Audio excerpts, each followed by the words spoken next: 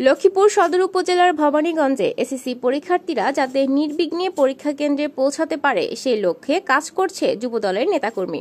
বৃহস্পতিবার সকালে ভবানীগঞ্জের চৌরাস্তা বাজারে তীব্র যানজট তৈরি হলে সদর উপজেলা পূর্ব যুবদলের যুগ্ম আহ্বায়ক সোহেল আদনানের নেতৃত্বে যুবদল নেতারা যানজট নিরসনে কাজ করে।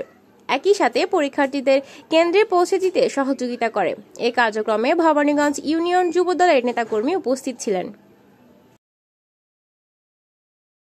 বিএনপির ভারপ্রাপ্ত চেয়ারম্যান জনাব তারেক রহমান ও লক্ষ্মীপুর সদর 3 আসনের গণমাধ্যম প্রধান সচিব চৌধুরী এনিবের পক্ষ থেকে আজকে এসএসসি ও দাখিল পরীক্ষার্থীদেরকে জানাচ্ছি শুভেচ্ছা অভিনন্দন।